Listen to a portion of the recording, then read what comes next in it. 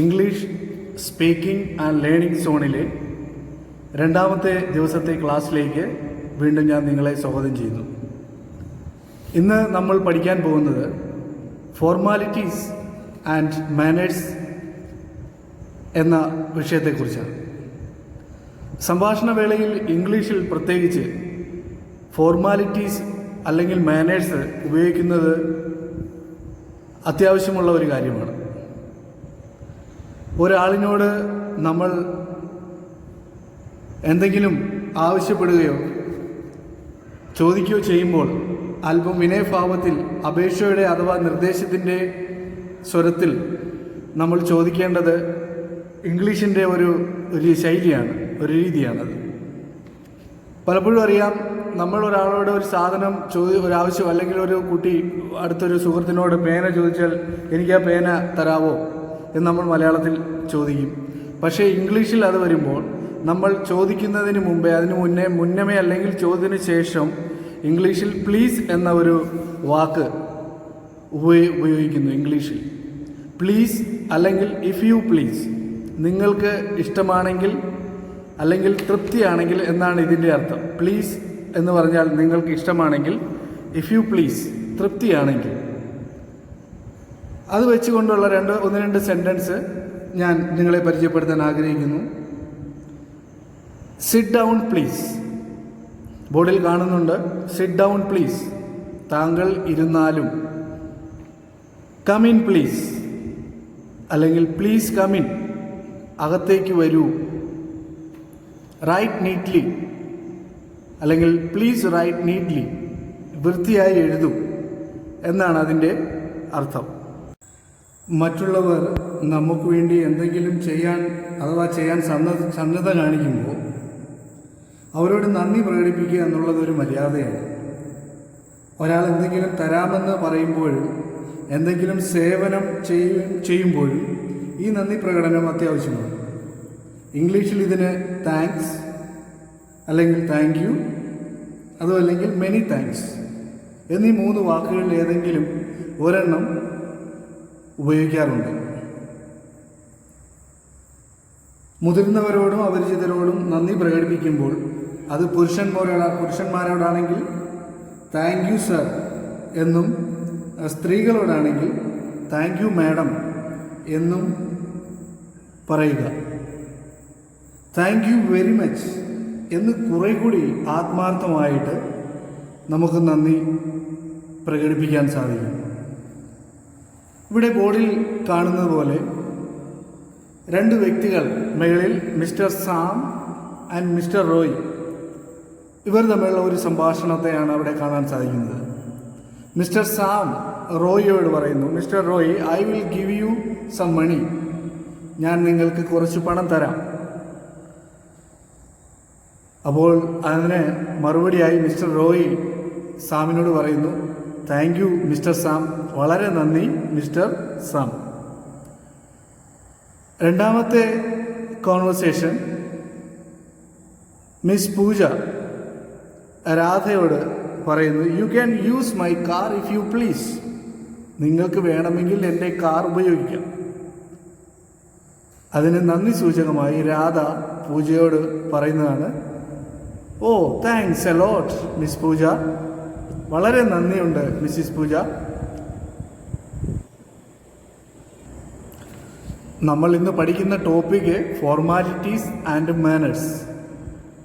ഈ പഠിക്കുന്ന കാര്യങ്ങൾ ഒരുപക്ഷെ നമുക്ക് അറിയാവുന്നതാണെങ്കിൽ കൂടെ അത് ഒന്നും കൂടെ റിമൈൻഡ് ചെയ്യുന്നത് വളരെ നന്നായിരിക്കും എന്നോർത്തിട്ടാണ് ആമുഖമായി ആദ്യത്തെ ക്ലാസ്സിൽ നമ്മൾ പഠിച്ചത് നമ്മൾ ഒരാളെ വിഷ് ചെയ്യേണ്ടതിനെക്കുറിച്ചും, രണ്ടാമത്തെ ക്ലാസ്സിൽ ഫോർമാലിറ്റീസ് ആൻഡ് മാനേഴ്സ്, ഒരാളോട് നമുക്ക് ഉപകാരം ചെയ്തു തരുമ്പോഴോ അല്ലെങ്കിൽ ചെയ്തു തരുന്ന വ്യക്തിയോട് തിരിച്ച് നമ്മൾ എന്താണ് അതിന് സൂചകമായിട്ട് പറയേണ്ടതെന്നൊക്കെയാണ് ഈ ക്ലാസ്സുകളിൽ നമ്മൾ പഠിച്ചുകൊണ്ടിരിക്കുന്നത്.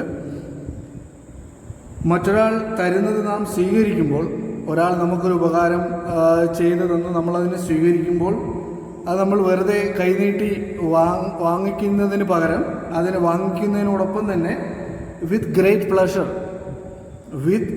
പ്ലഷർ എന്ന് പറഞ്ഞുകൊണ്ട് സ്വീകരിക്കുന്നത് അതൊരു നന്ദി സൂചകമായിട്ട് അതിനെ മനസ്സിലാക്കാൻ സാധിക്കും. ബോർഡിൽ എഴുതിയിരിക്കുന്ന രവി, വേണു ഇവർ രണ്ടുപേരും തമ്മിലുള്ള ഒരു സംഭാഷണത്തെക്കുറിച്ചാണ്. Ravi, Venu, I will help you. Venu, ഞാൻ നിന്നെ സഹായിക്കാം. അതിന് തിരിച്ച് വേണു പറയുകയാണ്, നോ രവി, താങ്ക്സ്. വേണ്ട രവി, നന്ദി. എന്ന് പറഞ്ഞാൽ എന്നെ സഹായിക്കാം എന്ന് രവി പറഞ്ഞതിന്, ആ പറഞ്ഞ വാചകത്തോട് ഒരു നന്ദി പ്രകടനമാണ് നോ രവി, താങ്ക്സ് എന്ന് വേണു റിപ്ലൈ ചെയ്തത്. ഒരാൾ നമ്മോട് നന്ദി, ക്ഷമാപണം മുതലായവ പ്രകടിപ്പിക്കുമ്പോൾ അതിൻ്റെ ഒന്നും ആവശ്യമില്ല എന്ന് നാം പറയാറുണ്ട്. ഇതിന് ഇംഗ്ലീഷിൽ പറയുന്ന വാക്കുകളാണ് ഈ ബോർഡിൽ നിങ്ങൾ കാണാൻ സാധിക്കുന്നത്. You are welcome, no mention please, not at all. ഈ 3 വാക്കുകളുടെയും അർത്ഥമാണ് അതിൻ്റെ ഒന്നും ആവശ്യമില്ല. ഒരാൾ നമുക്ക് എന്തെങ്കിലും ഉപകാരം ചെയ്യുമ്പോൾ നമ്മൾ തിരിച്ച് താങ്ക്സ് പറയും. അതിൻ്റെ സൂചകമായിട്ട് അതിൻ്റെ ഒന്നും ആവശ്യമില്ല, യു ആർ വെൽക്കം. നമ്മളൊരാൾ താങ്ക്സ് എന്ന് പറയുമ്പോൾ തിരിച്ച് അയാളോട് തിരിച്ചു പറയാനുള്ള വാക്കാണ് യു ആർ വെൽക്കം, അല്ലെങ്കിൽ നോ മെൻഷൻ പ്ലീസ്, അതും അല്ലെങ്കിൽ നോട്ട് അറ്റ് ഓൾ. അതിൻ്റെ മലയാളത്തിൽ അതിൻ്റെ ഒന്നും ആവശ്യമില്ല.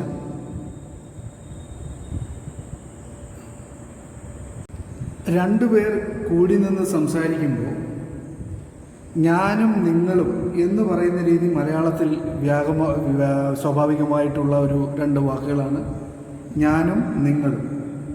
പക്ഷേ അത് ഇംഗ്ലീഷിൽ വരുമ്പോൾ ഞാനും നിങ്ങളും എന്ന വാക്കെന്ന് പറയുന്നത് ഐ ആൻഡ് യു.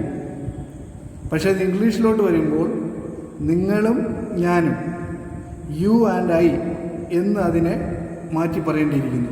അതാണ് ഇംഗ്ലീഷിലുള്ള അതിൻ്റെ രീതി. ഇവിടെ 2 സെൻറ്റൻസ് കാണുന്നു. അതിൽ തോമസ് ചോദിക്കുന്നതാണ്, any idea about our result? നമ്മുടെ റിസൾട്ട് അറിഞ്ഞു?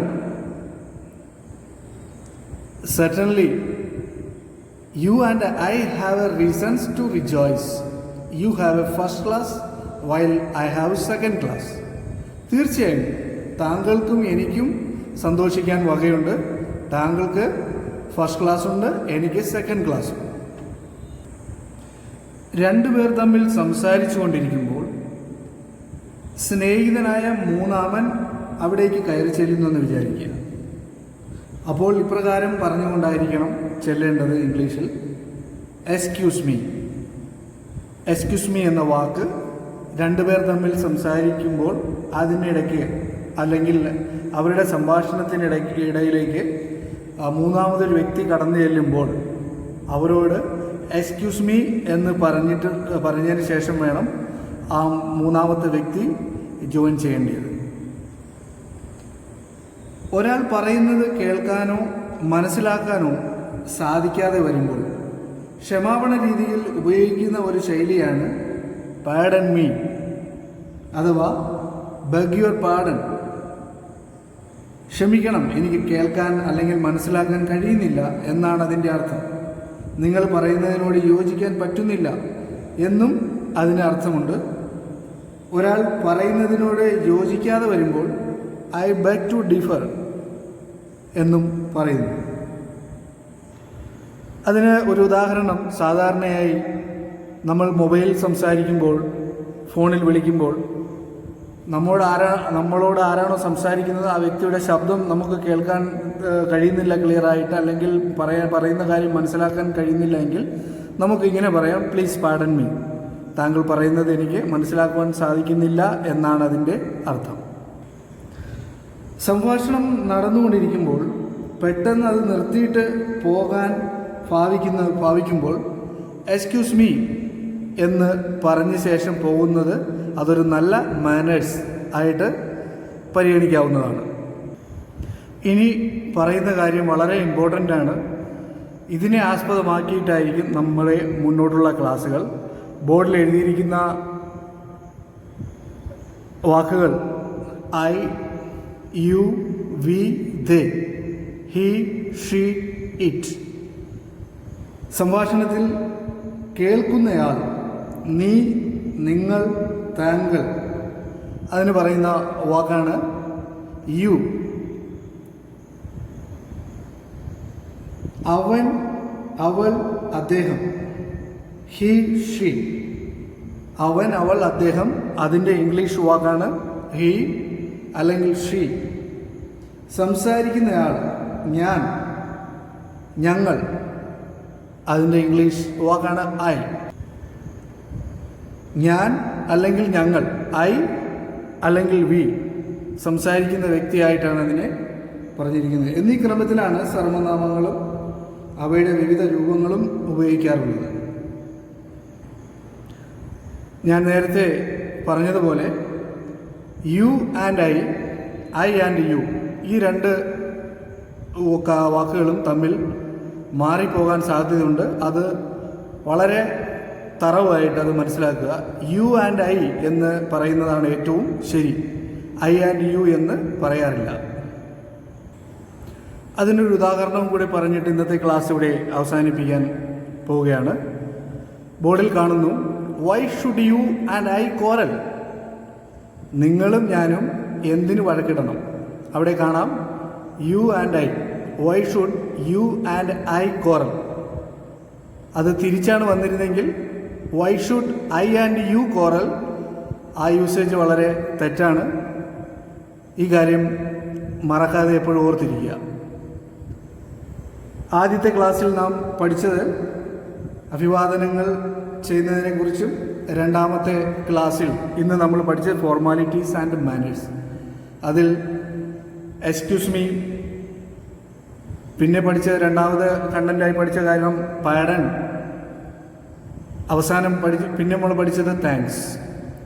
അപ്പോൾ ഈ കാര്യങ്ങൾ നമ്മൾ എവിടെ ഉപയോഗിക്കണം, ഏത് സാഹചര്യത്തിലാണെന്നുള്ളത് വ്യക്തമായി നമ്മൾ പഠിച്ചു. ഇന്ന് ഈ വീഡിയോ വീണ്ടും 1-2 തവണ നിങ്ങൾ കാണുകയും ഈ ബോർഡിൽ എഴുതിയ കാര്യങ്ങൾ അതൊരു പേപ്പറിൽ അല്ലെങ്കിൽ ഒരു ബുക്കിൽ എഴുതി വയ്ക്കുകയും ചെയ്യുകയാണെങ്കിൽ അത് കണ്ടിന്യൂ നിങ്ങൾക്ക് വായിക്കാനും മനസ്സിലാക്കാനും സാധിക്കും. ഇന്നത്തെ ക്ലാസ് ഇവിടെ അവസാനിപ്പിക്കുന്നു. എല്ലാവർക്കും നന്ദി.